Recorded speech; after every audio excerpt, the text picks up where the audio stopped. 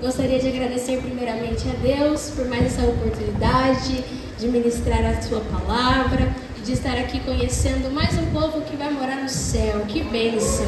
E que bênção ver também tantos adolescentes reunidos. Eu estava comentando até com o irmão, falei, nossa, quanto adolescente! E que bênção! Porque eu sempre digo, onde tem muito adolescente significa que o inimigo está perdendo, irmãos. Porque muitos poderiam estar lá fora, mas o Senhor resgatou e trouxe para dentro de casa, tem preservado, tem cuidado, e daqui muitos vão alcançar outros para chegar até a presença do Senhor. Eu fico muito feliz quando vejo tantos adolescentes. Pastor Marcos, irmã Aline, que Deus abençoe.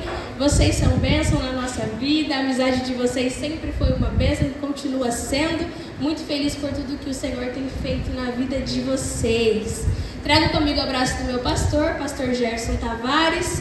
Me faço também acompanhada da minha mãe. Ali, ó, minha companheira, intercessora, amiga. Onde eu vou, ela vai comigo. E é sempre um privilégio ter ela junto comigo. Vamos ao texto, diz assim a palavra do Senhor.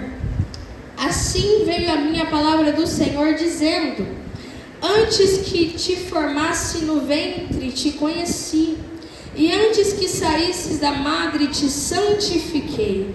As nações te dei por profeta. Então disse eu: ah, Senhor Deus, eis que não sei falar, porque ainda sou um menino. Mas o Senhor me disse: não digas eu sou um menino, porque a todos a quem eu te enviar irás, e tudo quanto eu te mandar falarás. Não temas diante deles, porque estou contigo para te livrar, diz o Senhor. Capítulo de número 18, versículo 1 vai dizer: a palavra do Senhor que veio a Jeremias dizendo: levanta-te e desce à casa do oleiro, e lá te farei ouvir as minhas palavras. E desci à casa do oleiro, e eis que ele estava fazendo a sua obra sobre as rodas. Como o vaso que ele fazia de barro quebrou-se na mão do oleiro, tornou a fazer dele outro vaso, conforme o que pareceu bem aos olhos do oleiro fazer. Então veio a minha palavra do Senhor dizendo: não poderei eu fazer de vós como fez este oleiro, ó casa de Israel, diz o Senhor. Eis que como barro na mão do oleiro, assim sois vós na minha mão, ó casa de Israel. Podemos assentar. Amém? Sempre quando vou ministrar, e também quando converso com os adolescentes da minha igreja, há uma pergunta que sempre surge, que é a seguinte: Luana, como que eu descubro o meu chamado? Luana, como que eu sei que Deus me chamou? Como que eu sei que Deus me separou para uma obra? O que eu sei que Deus quer de mim? O que Deus quer que eu faça? E orando ao Senhor justamente sobre o chamado, o Senhor me levou a este texto. E eu sempre digo para todos os adolescentes, para todos os irmãos, eu sempre falo: não há como limitar, não há como dar uma receita, não há como dizer, faça isso ou faça aquilo, que você vai saber qual é o seu chamado. Não tem como, porque Deus, ele trabalha no particular de cada um, e a cada um ele chama para uma obra, para cada um ele tem determinado trajeto, para cada um ele tem um caminho, para cada um ele tem uma história, e não temos como limitar. Mas eu posso dizer uma coisa, que toda a chamada, ela vem primeiro de um encontro com a presença de Deus. Toda a chamada, ela vem primeiro de um encontro com a graça de Deus. E você vai me dizer: Luana, me prova na Bíblia. E eu te provo. Se nós voltarmos um livro do que nós lemos, nós vamos encontrar o livro do profeta Isaías. Capítulo de número 6, a Bíblia vai relatar que no ano que morreu o rei Uzias, Isaías vai declarar a nós uma visão que teve. E eu gosto do detalhe do ano que morreu o rei Uzias. Por quê? Porque Isaías vivia no palácio e desfrutava dos privilégios que o palácio concedia para ele, porque tinha um parentesco próximo com o rei Uzias. Só que agora, com a morte do rei Uzias, talvez na sua cabeça fique a confusão. Como vai ser a minha trajetória? O que vou fazer? Onde vou estar daqui adiante? Por quê? Muitas vezes firmamos o nosso coração coisas terrenas, muitas vezes firmamos o nosso coração e dependemos de bens materiais, de coisas que se passam, de amizade, de relacionamentos. Mas o Senhor aproveita um momento de dor para mostrar para Isaías que tronos terrenos e coisas terrenas se passam, mas que no céu, assentado num alto e sublime trono, tem um rei que ele não passa.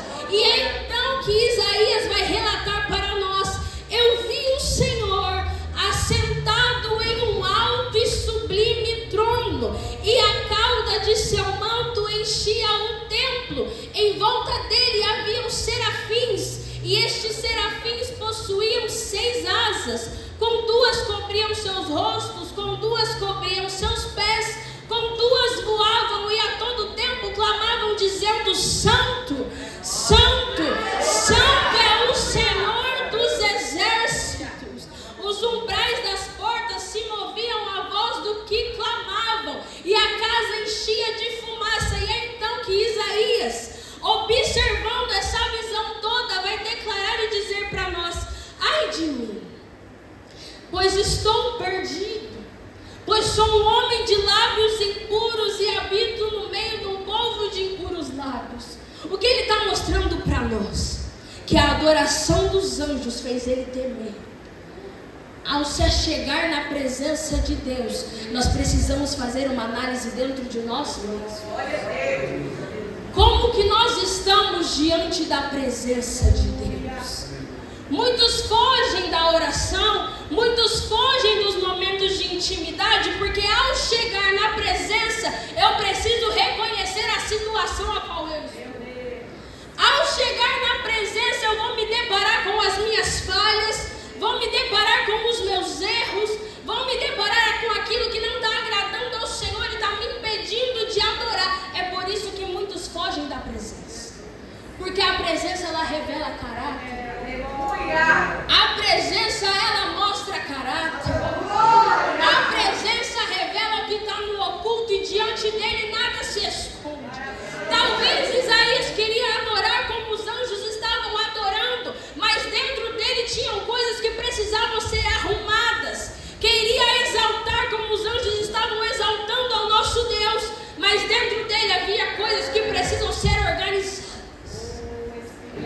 E é então que, falando aquilo que está precisando ser arrumado, ele vai conhecer a graça de Deus.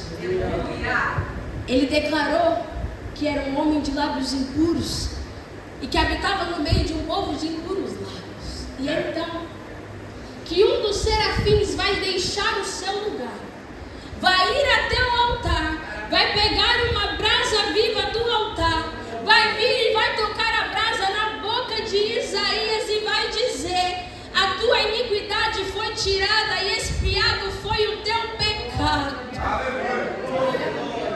Somente a graça tem o poder de nos limpar. Somente a graça tem o poder de purificar. Somente a graça tem poder de transformar. É só diante da graça que nós vivemos a transformação que o Evangelho nos mostra. Nós não temos hoje a brasa, mas nós temos Jesus Cristo, que há mais de 2000 anos atrás entregou a sua vida por amor a nós. E diante dele nós alcançamos a graça, e a graça nos liberta dia após dia.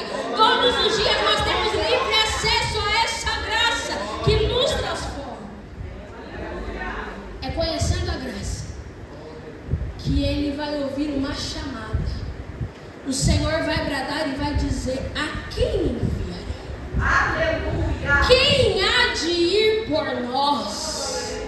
Isaías poderia olhar e dizer: mas tem tantos que cantam, tem tantos que pregam, tem tantos que falam bem, tem tantos que vêm de uma boa família, que tem estrutura financeira, tem tantos, pode chamar qualquer um deles. Só que na verdade, quando você conhece a graça de perto, quando você tem um encontro verdadeiro com Cristo, não há outra alternativa a não ser você mesmo dizer: eis-me aqui, envia-me a mim. Nem toda chamada vem acompanhada de promessa. Às vezes a tua chamada vai vir acompanhada apenas de uma voz bradando e dizendo: aqui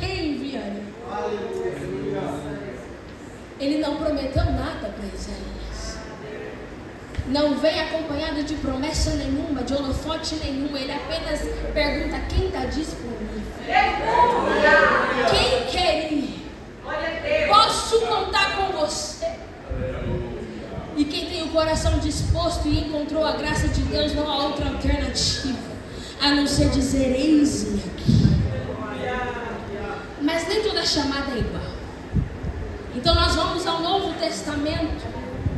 Tinha um homem que no capítulo 9 de Atos, a palavra vai dizer que ele ainda estava respirando ameaças. Era conhecido como perseguidor, seu nome era Saulo. Perseguia e matava cristãos. Talvez se naquela época nós estivéssemos lá, nós diríamos: para ele não tem jeito. Ele nunca vai se converter. Ele nunca vai pregar a palavra. Ele nunca vai ser um ministro do evangelho. Só que hoje, se você perguntar para algum dos obreiros, para os irmãos aqui: quem é a tua referência na palavra depois de Jesus? Quem que é a tua referência? Quem é o exemplo? Quem escreveu a maior quantidade de cartas, que carrega as maiores doutrinas? Vão dizer para você: o apóstolo Paulo. Só que todo começo, ele não é fácil. E é então que ele ainda respirando ameaças no capítulo 9 de Atos. Ele pede cartas para entrar em Damasco, para que quando encontrasse pelo caminho alguns dos cristãos, ele pudesse perseguir, pudesse prender. Esse homem está planejando matar cristãos e prender cristãos. Só que no céu, o Senhor já tinha planejado uma mudança de história para ele. No seu coração ainda havia ameaças, mas no céu o Senhor já via alguém que iria morrer por amor ao Evangelho. Não há nada que seja impossível para o nosso Deus. Como foi cantado aqui nessa noite, não há nada que o nosso Deus não possa fazer. Não há situação que Ele não possa mudar. Não há situação que nós podemos decretar falência se o Senhor não decretou. Muitos olhavam e diziam: para esse não tem jeito. Só que é esse mesmo que Jesus queria. É esse mesmo que o céu escolheu. É esse mesmo que o Senhor diz: eu vou mudar a história dele. Nós não compreendemos e não entendemos como o Senhor faz, mas sabemos que tudo que Ele faz é perfeito e é melhor do que nós imaginamos. E é então que Ele está caminhando, respirando ameaças, com a sua carta nas mãos. De repente o resplendor do céu o cerca, e ele cai em terra, e uma voz vai bradar e dizer: Saulo, Saulo, por que tu me persegues? Saulo, Saulo, por que tu me persegues? Porque aquele que persegue a igreja, a Cristo está perseguindo. Então ele vai perguntar para Saulo: por que tu me persegues? E Saulo vai perguntar: quem és? Ele vai dizer: eu sou Jesus, a quem tu persegues. Saulo, tremendo ainda, atônito, ele vai dizer: Senhor, o que queres que eu te faça?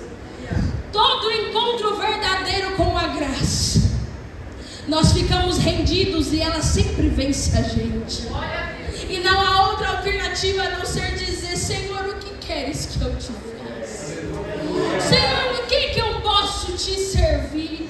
O que eu posso fazer, Senhor, para te agradar? Ah, Senhor, no que o Senhor quer me usar? Só que tudo tem um tempo determinado. Então o Senhor vai dizer para ele: olha, você vai entrar na cidade, e lá eu vou te mostrar o que você tem que fazer. O homem que estava planejando perseguir agora precisa de ajuda até mesmo para andar e entrar na cidade. Só que o Senhor, nesse tempo, Ele planeja e faz tudo perfeito. Ele vai visitar Ananias após esse momento, e ele vai dizer para Ananias: Ananias, tem um homem chamado Saulo. Você vai encontrar ele lá na rua chamada direita, na casa de Judas. Ele está lá. Você vai pôr a mão sobre ele, vai orar por ele. Ele vai ser curado e vai ser cheio do Espírito Santo. Só que Ananias, como eu e como você, vai se questionar: mas Senhor, aquele lá. Mas Senhor, já ouvi a fama dele. Mas Senhor, olha o trabalho que esse irmão já deu. Quanto tempo que a mãe dele está orando. Quão difícil ele é. Só que o Senhor vai dizer para Ananias: Ananias, vai, porque para mim ele é vaso escolhido. Ananias, vai, porque para mim é vaso escolhido. Nem toda chamada é igual, mas toda chamada vem de um encontro com a presença de Deus.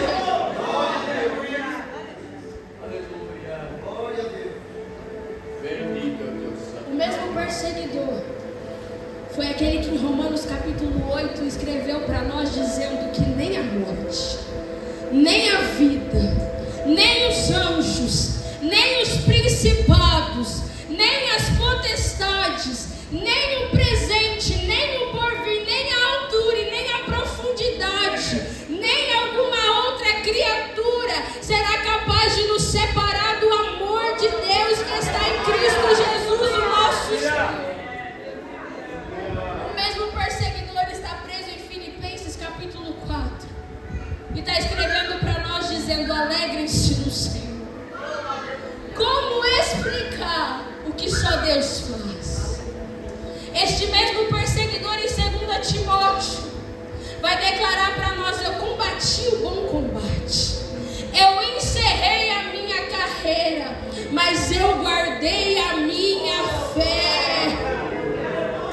Por que está preocupado achando que ele se esqueceu da chamada que ele te fez? Por que está preocupado com o teu passado, com aquilo que já se foi? Nós servimos a um Deus que faz coisas novas. Nós servimos a um Deus que restitui, Ele restaura, Ele transforma aquilo que está abatido e está quebrado. Nós servimos um Deus que quando Ele promete, Ele cumpre. E Ele faz além das nossas expectativas. Se Ele te chamou, fique tranquilo. Você vai viver detalhe por detalhe das promessas que Ele te deu. Mas nem toda chamada é igual. Jeremias foi diferente de tudo isso. Não teve resplendor do céu, não teve uma visão, mas teve uma conversa com o próprio Deus. A palavra do Senhor vem direto conversando com Jeremias. Não teve nada de sobrenatural. Foi uma conversa no íntimo. E no íntimo, com Jeremias ali, o Senhor vai dizer: Jeremias, antes que te formasse no ventre, te conheci. Antes que te formasse no ventre, ou seja, antes de planejarem a tua existência, eu já sabia quem você seria. Antes de planejarem a tua existência, eu já sabia daquilo que você gosta, daquilo que você não gosta. Eu já sabia daquilo que você consegue, daquilo que você não consegue. Eu já sabia das suas fraquezas, das suas limitações, até onde você consegue ir, até onde você consegue chegar. Ele está dizendo: antes que você saísse do ventre da sua mãe, eu já conhecia tudo sobre você. Antes que você nascesse, Ele já sabia toda a tua história. Antes que ainda planejassem a tua existência. Talvez para o teu pai e para a tua mãe tu possa ter sido uma surpresa, mas no céu não há surpresa. Ele já sabia da tua história, já sabia quem você seria, sabia de cada detalhe. Essa prova que você está passando, Ele já conhecia. Os seus medos, Ele já sabe todos quais são. E antes que você saísse da madre, Jeremias, eu te santifiquei. O que Ele está dizendo para Jeremias é: antes que você saísse da madre, Jeremias, eu já te separei para uma grande obra. Eu te escolhi desde o ventre. Eu te escolhi primeiro. Antes que qualquer pessoa pudesse te escolher para qualquer coisa, eu já tinha te escolhido primeiro. Antes que você achasse capaz de fazer alguma coisa, eu já tinha escolhido você, Jeremias. E as nações, Jeremias, que são minhas, que pertencem a mim, eu já te entreguei por profeta. Olha o tamanho dessa chamada. Somos chamados desde antes da nossa existência. Talvez só ainda não chegou o tempo de você saber disso, mas você já foi chamado antes mesmo de estar aqui. Ele já te separou e já te escolheu. É por isso que muitas vezes você tenta sair e Ele te traz de volta, porque o teu lugar não é lá, o teu lugar é aqui, fazendo a obra que Ele te separou para fazer. É por isso que você tenta fugir de todas as formas, mas não consegue, a graça sempre te vence. Porque o teu lugar é aqui, tu és separado, é escolhido desde o ventre da tua mãe. E quando Ele chama, Ele se encarrega. Ele está dizendo para Jeremias: Jeremias, te escolhi. Só que Jeremias é como a gente, sabe? A gente se depara com as promessas que Deus faz para a gente fala assim: mas Senhor, eu não sei falar. Senhor, eu não consigo. Senhor, se eu for pegar o microfone, eu vou deixar cair de tanto que eu vou tremer. Senhor, a minha voz não sai, parece que eu canto tão bonito no chuveiro, mas chega aqui no púlpito, ela não sai. Senhor, eu não consigo. Sempre tem alguém que sabe mais do que eu. Eu não sei falar, Senhor. E muitas vezes até questionamos: será que a chamada veio certa? Será que era para mim mesmo? Só que o Senhor, Ele não é. Jeremias está preocupado demais porque ele está olhando para dentro de si. Jeremias está preocupado demais porque ele está olhando para o que ele pode fazer. Jeremias está preocupado porque ele está pensando que ele, por sozinho, não vai conseguir falar. Só que ele não parou para prestar atenção que a todo momento, quando Deus está fazendo a chamada para ele, Deus está dizendo que ele está no controle. Está preocupado pensando como vai fazer. Só que o Senhor quer que você se preocupe apenas em buscar a Ele, porque é Ele quem vai fazer através da tua vida. Estamos preocupados porque queremos o controle nas nossas mãos, mas o Senhor está dizendo: deixa o controle comigo. Sou eu quem vou fazer. Eu vou colocar as palavras na tua boca, Jeremias. Eu vou te direcionar. Ele vai colocar as pessoas certas do teu lado. Ele vai colocar do teu lado os verdadeiros amigos, os intercessores. Ele vai te dizer a direção que você deve tomar. Por que está preocupado se foi Deus quem te chamou? Por que está preocupado se quem fez a chamada foi Deus? E nós sempre dizemos uns para os outros: o Senhor é bom, o Senhor pode todas as coisas, o Senhor faz infinitamente mais. E por que quando nós estamos passando por algo difícil, nós se esquecemos do que Ele pode fazer? O Senhor te traz aqui essa noite para te lembrar de que Ele é o Deus que pode todas as coisas. Ele não muda, Ele não passa, Ele é eterno. A tua graça está presente nas nossas vidas. Ele não depende de nós. A tua palavra, ela não volta vazia. Pelo contrário, a palavra dele é o que produz vida em nós. Glória a Deus. Aleluia. Por que está tão preocupado? Quem te chamou foi Deus. Ele promete e Ele cumpre. Ele dá estrutura quando fica difícil. Quando você está cansado, Ele é o teu alívio. Quando você pensa em desistir, Ele renova tuas forças. Quando você pensa que é complicado demais, Ele diz: eu estou contigo e não abro mão de ti. Por que se preocupa tanto? Ele continua no controle da tua situação. A chamada é linda, mas no meio do cumprimento da chamada você enfrenta adversidade. Com Jeremias não foi diferente.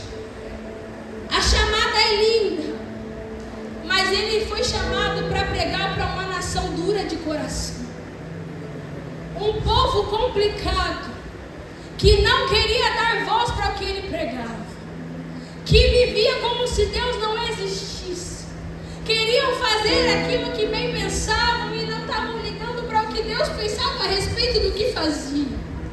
E se levantar no meio de uma nação como essa para pregar a verdadeira palavra de Deus é difícil demais. Só que agora nós entendemos por que no capítulo 1 já vem a chamada. Porque todas as vezes em que Jeremias pensava em parar, todas as vezes que Jeremias pensava em desistir, ele tinha que se lembrar que desde o ventre ele foi chamado, que desde o ventre ele foi escolhido, de que desde o ventre ele havia sido separado. Quando estiver no meio da chamada e enfrentar dificuldades, lembre-se de que Deus quem te chama. Te conhecendo, Ele te chama. Sabendo as tuas limitações, Ele te chama. Sabendo que ficaria difícil, complicado, que muitas vezes você não aguentaria, Ele te chama. Porque a chamada não é sobre você, a chamada é sobre o dono da chamada. Sozinhos não conseguimos mesmo, mas quando nossos corações estão voltados para o céu e entendemos que é de lá que vem a nossa força, tudo podemos naquele que nos fortalece. Ele é o centro de todas as coisas. Só que Jeremias enfrentava muitas adversidades, o chamado não era fácil, estava complicado, e ele questionava a Deus muitas vezes, perguntava para o Senhor, tentava fugir, mas não conseguia. A chamada ardia dentro do seu coração, não tinha como correr. Jeremias veio de família sacerdotal. O que é isso? Família de intercessores, família daqueles que oravam uns pelos outros. E o profeta, claro, ele tem que exercer a intercessão, tem que estar todo o tempo orando uns pelos outros.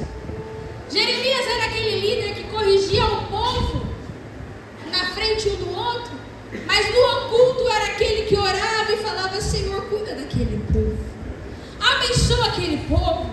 Era como os nossos líderes, que dá bronca na gente muitas vezes, mas no oculto ele está dizendo: Senhor, guarda, Jesus, livra de todo mal, ajuda na caminhada. Jeremias era assim. Ele foi chamado para interceder e cuidar de um povo. Tarefa que não é fácil, é bem complicado. E o Senhor falava bastante com Jeremias nesse processo. E ele falava bastante com Jeremias na parte da observação. Muitas vezes ele retirava Jeremias para mostrar para Jeremias e ministrar na vida de Jeremias através da observação. E no capítulo 18 foi mais uma vez aonde o Senhor chama Jeremias e vai dizer para ele que vai falar com ele, e vai dizer para ele assim: Jeremias, desce até a casa do mulher, e lá você vai ouvir as minhas palavras. Se eu fosse Jeremias, talvez eu pensaria assim: Vou descer até a casa do oleiro. Chegando lá, vai estar acontecendo um culto. Vai ter algum irmão lá. Vai ter alguém pregando a palavra. E eu vou ouvir a palavra do Senhor e o Senhor vai falar comigo. Só que Jeremias desce até a casa do oleiro. Chegando lá, o que tem? O oleiro. Só. O oleiro trabalhando. Só. Não tem nada a mais. Só que o Senhor sempre tem as maneiras dele de falar conosco. Jeremias era observador e o Senhor usava disso para falar com ele também. E então que ele começa a observar o processo do trabalho do oleiro. O oleiro está ali trabalhando. E o oleiro ele trabalha sobre uma máquina que tem uma roda. E ele fica ali se esforçando com seus pés para movimentar. E movimenta aquela máquina e o vaso ele começa a ser esculpido ali, em movimento. O oleiro fica ali com seus pés trabalhando, para que mantenha o vaso que está sendo moldado em movimento. O oleiro trabalha para manter esse vaso em movimento. Se o oleiro para de trabalhar, o vaso para de se movimentar. Mas o oleiro não para de trabalhar, ele está todo o tempo aqui se esforçando para manter este vaso em movimento. Não estão vendo o trabalho dos pés do oleiro porque está coberto pela máquina, mas ele não para de trabalhar em nenhum momento. E enquanto o vaso vai se movimentando com o trabalhar do oleiro, ele também com suas mãos vai moldando o vaso.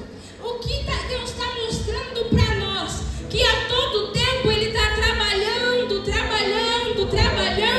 para manter eu e você em movimento. Se ele para de trabalhar, nós paramos de nos movimentar. Mas ele não para de trabalhar. Ele está mostrando para nós que nós só nos movimentamos porque ele está trabalhando até mesmo quando não vemos ele trabalhando. Pensamos que ele não está trabalhando, mas ele está aqui a todo tempo se esforçando para te manter de pé.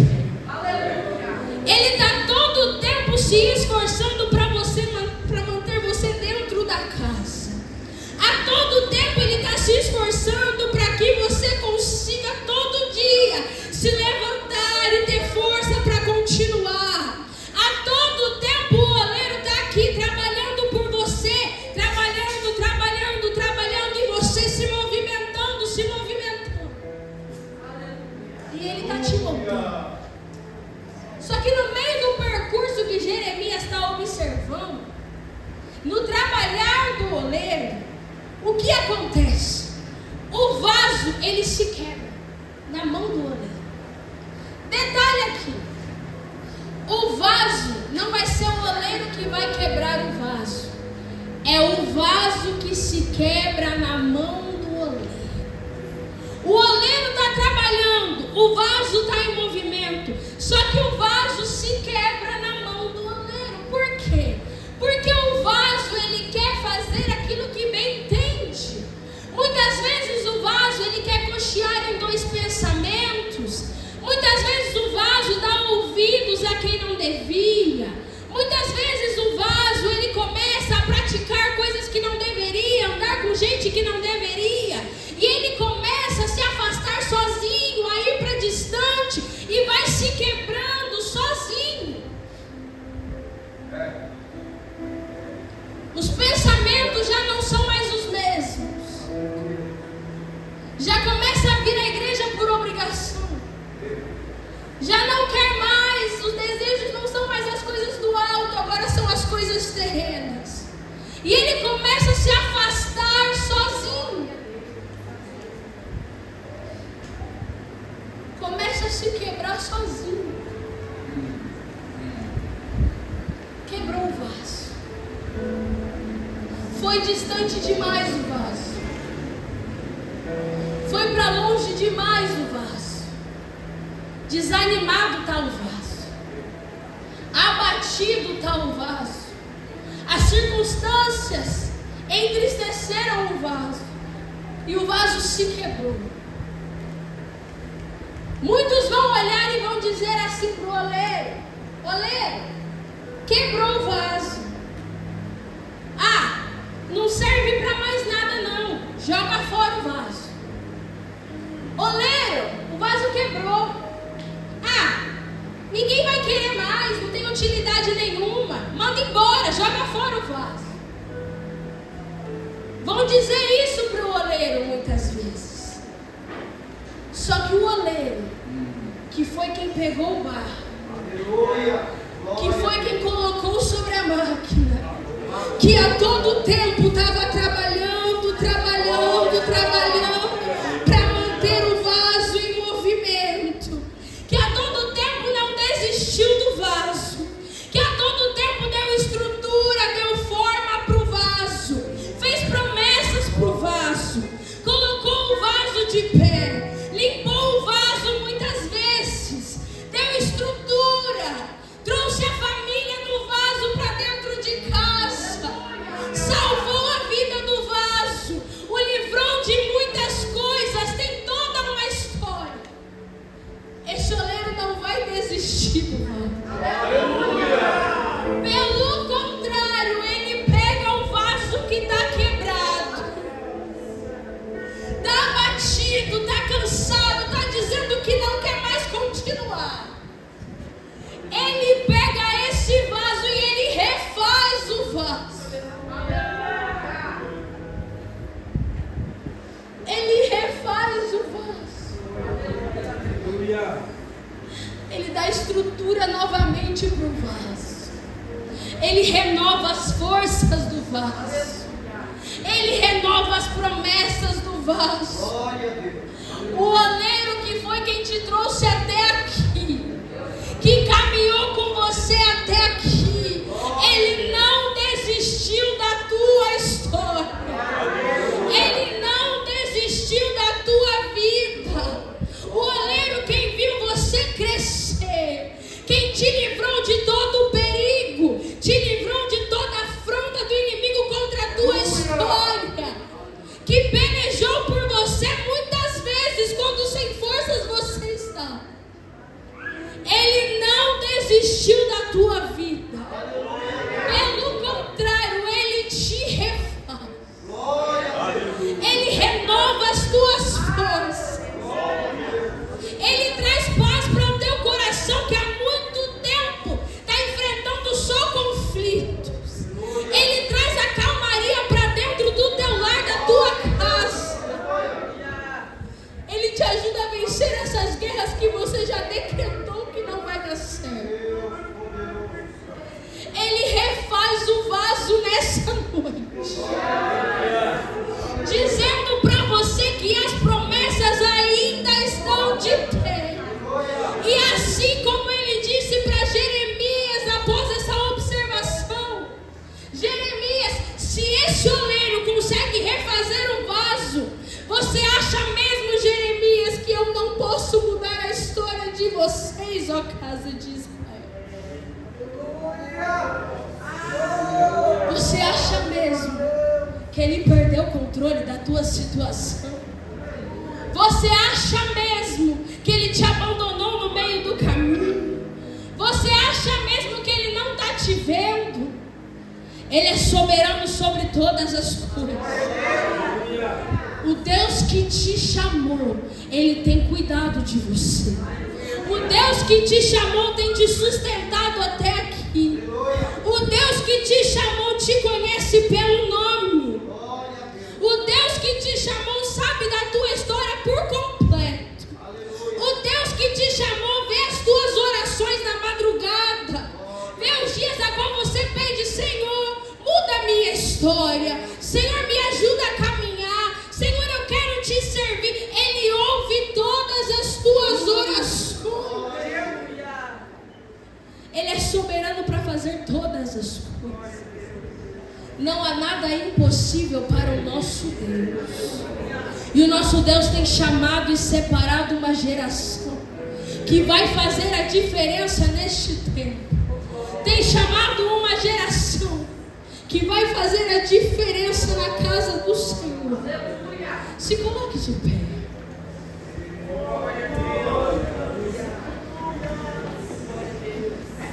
Eu quero orar pela tua vida. O horário já está indo embora. Mas eu não posso ir embora sem orar por vocês.